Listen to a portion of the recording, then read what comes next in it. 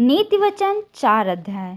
हे मेरे पुत्रों, पिता की शिक्षा सुनो और समझ प्राप्त करने में मन लगाओ, क्योंकि मैंने तुमको उत्तम शिक्षा दी है। मेरी शिक्षा को ना छोड़ो। देखो, मैं भी अपने पिता का पुत्र था और माता का अकेला दुलारा था, और मेरा पिता मुझे यह कहकर सिखाता था, तेरा मन मेरे वचन पर लगा रहे, तू मेरी आज्ञाओं का पालन कर, तब जीवित रहेगा। बुद्धि को प्राप्त कर, समझ को भी प्राप्त कर, उनको भूल ना जाना, ना मेरी बातों को छोड़ना। बुद्धि को ना छोड़, वह तेरी रक्षा करेगी। उससे प्रीति रख, वह तेरा पहरा देगी।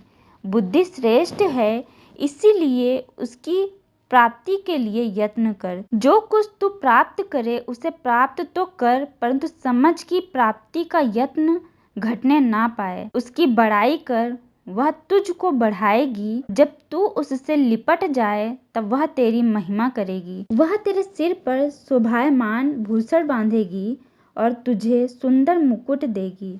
हे मेरे पुत्र, मेरी बातें सुनकर ग्रहण कर, तब तू बहुत वर्ष तक जीवित रहेगा। मैंने तुझे बुद्धि का मार्ग बताया है और सिधाई के पथ पर चलाया है।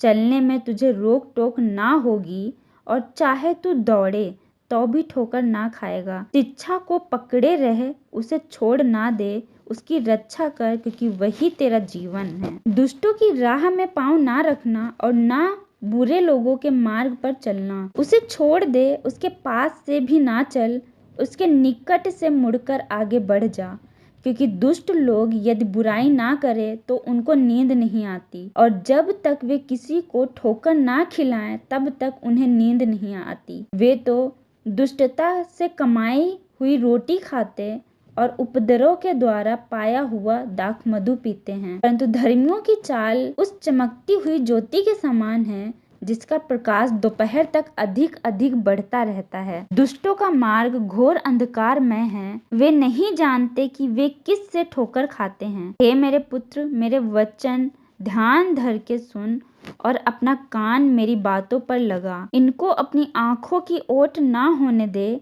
वरन अपने मन में धारण कर, क्योंकि जिनको वे प्राप्त होती हैं, वे उनके जीवित रहने का और उनके सारे शरीर के चंगे रहने का कारण होती हैं। सबसे अधिक अपने मन की रक्षा कर, क्योंकि जीवन का मूल स्रोत वही है। टेढ़ी बात अपने मुंह से मत बोल, और चालबाजी की बातें कहना तुझसे दूर रहें।